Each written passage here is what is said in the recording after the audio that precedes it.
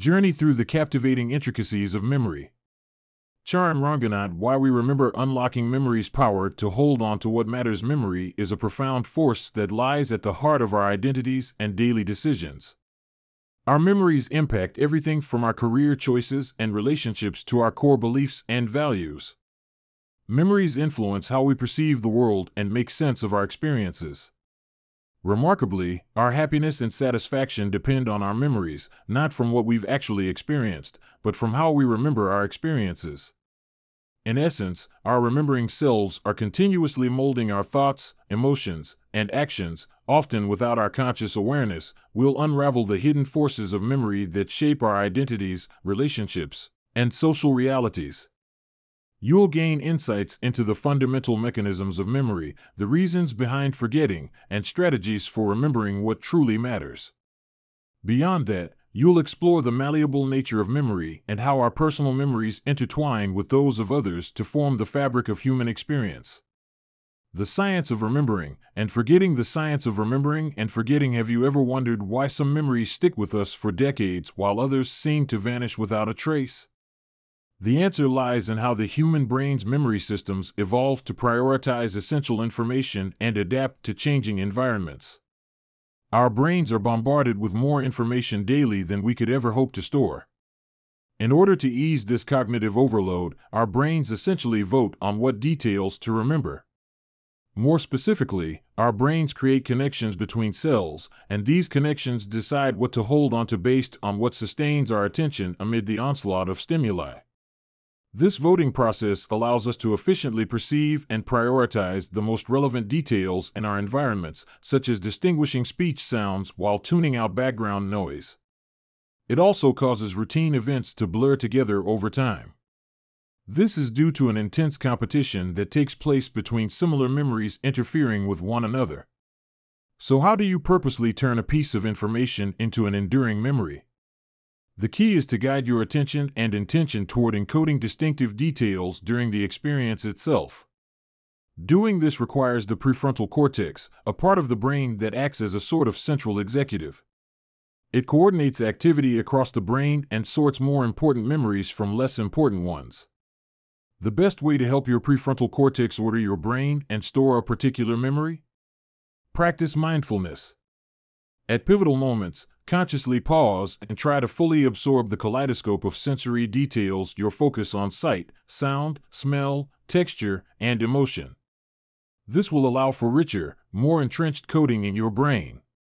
Contrary to our modern impulses, what you probably don't want to do is take a photo or a video of the moment.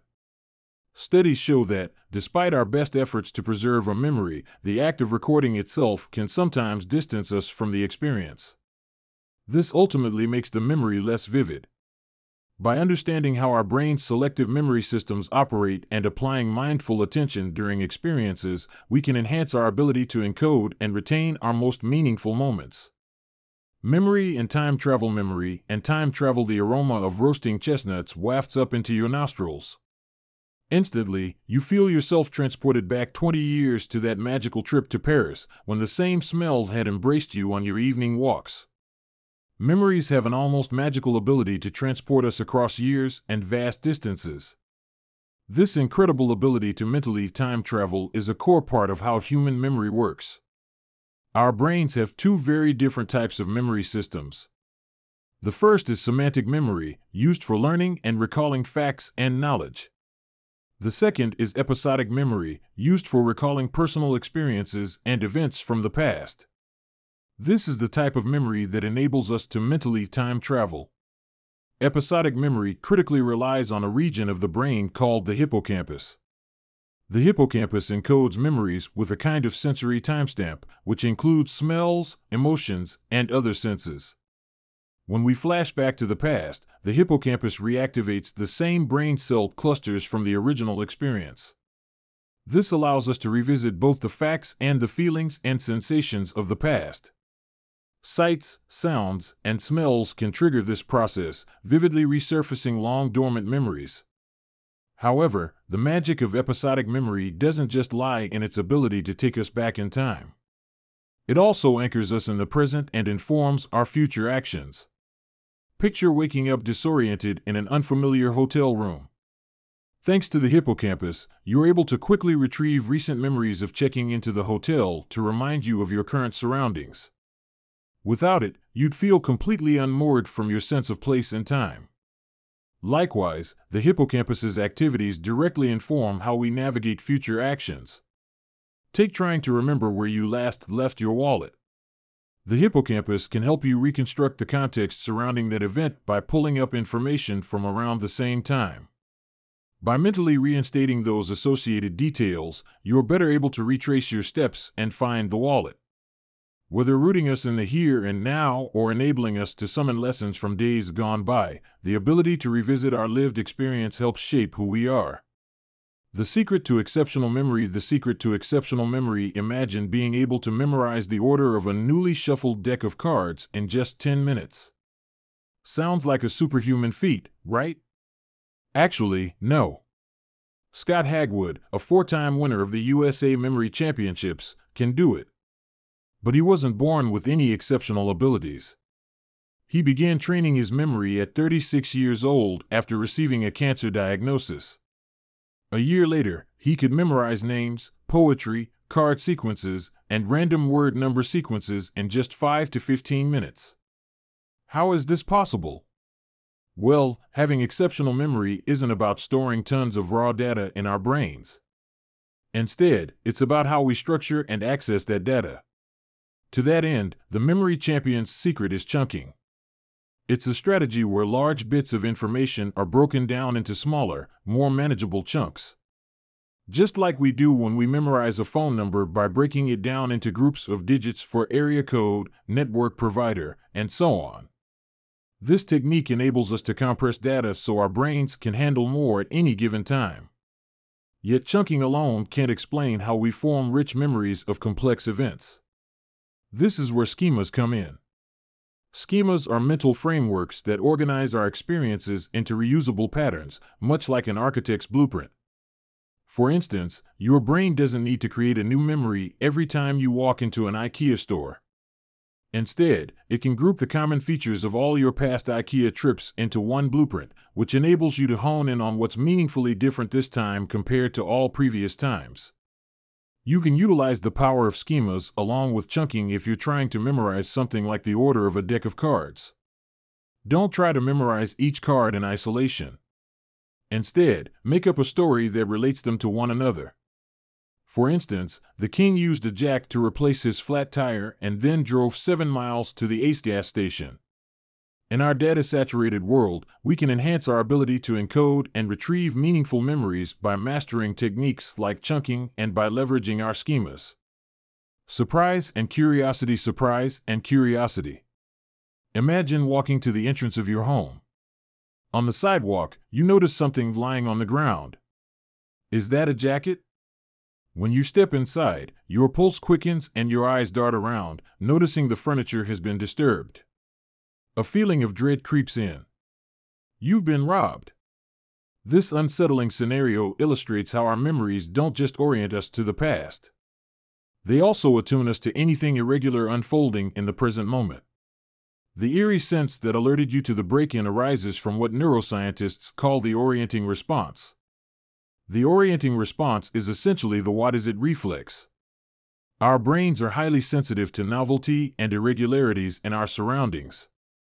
When something defies our expectations based on past experiences, it triggers neurological shifts like dilated pupils and increased blood flow to the brain that help us figure out what's different.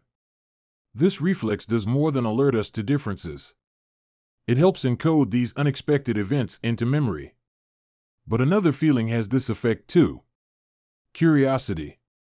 One Caltech study found that motivational centers of the brain were triggered when participants were asked trivia questions that piqued their curiosity. Participants were better at later remembering the answers to those questions. But, perhaps surprisingly, their memories were also enhanced for unrelated information they were exposed to during the curious mind state. However, our curiosity about the unfamiliar can be a double-edged sword. Too much uncertainty can breed anxiety and fear in some individuals. The hippocampus codes for mismatches between our present experiences and our bank of past memories. But when there is too little overlap, the world can feel threatening and filled with potential dangers rather than appealing knowledge gaps to resolve. This means we face a choice in approaching novelty. Will we turn inward and retreat from the unsettling feeling of the new and undiscovered? Or can we muster a sense of patient curiosity that helps us explore the frontiers of our understanding? Remember that time you got lost in the mall? Remember that time you got lost in the mall? Imagine being able to dig deep into your mind and tweak and reshape the memories of your past. This concept is a staple of science fiction, but it's not so far-fetched from how human memory really operates. When recalling a memory, we actively edit it, blending past and present into something subtly, or even significantly, different from the original event. In fact, under the influence of external suggestion or pressure, memories can be fabricated out of thin air. Take the Lost in the Mall experiment conceived by the psychologist Elizabeth Loftus. Participants were presented with fabricated stories about their childhood, including one where the participant had gotten lost in a shopping mall. Over time, with subtle suggestions, a significant number of participants began to remember this event, filling in the blanks with details that aligned with the false narrative. Loftus showed definitively that false memories could be implanted by suggesting events that never occurred. This feature of memory has profound implications, especially in the context of legal proceedings, where the reliability of eyewitness testimony can be crucial. It also leads to cases where suspects may falsely confess to crimes they never committed under the influence of suggestion or pressure. Importantly, however, memories aren't simply flimsy reconstructions subject to haphazard alteration. While memories can indeed be influenced and sometimes fabricated under certain conditions, it doesn't render all memories unreliable or fictitious. Studies show that not everyone is equally susceptible to false memories. Additionally, the context in which memories are recovered or discussed plays a crucial role. In therapeutic settings, the dynamic between a patient and therapist can heavily influence the patient's recollections. That said, many trauma survivors have consistent, vivid, and accurate memories of their experiences and can convey them without any suggestive prompting. This nuanced understanding of memory is vital, especially in the discourse surrounding the Me Too movement and other contexts where the accuracy of memory is contested. It's essential to approach memories, particularly those of traumatic events, with a nuanced perspective that acknowledges both the potential for distortion and the capacity for accuracy. Learning and memory at work, in school, and life in general, we're taught to avoid mistakes at all costs. Learning and memory, this is a real shame since making mistakes is crucial for learning. This is illustrated by the story of a college professor who was dreading having to teach his class via a virtual setup during the COVID-19 pandemic. Watching his own daughter struggle to stay engaged in her online courses, he worried about how his students would respond to remote learning. But then his own research on memory provided him with a stroke of inspiration. He decided that when it came to measuring learning achievement, he would do away with tests. Instead, he switched to weekly open book quizzes, whereby students could review their answers afterward. His method was a success. 85% of his students said the quizzes greatly helped them learn. What's the reason for this? The college professor's method tapped into the brain's mechanism of error-driven learning. This is a feature of our brains that tells us we learn best when we need to pull up knowledge from memory. When taking the weekly quizzes, the students' brains were actively retrieving information instead of passively absorbing the material.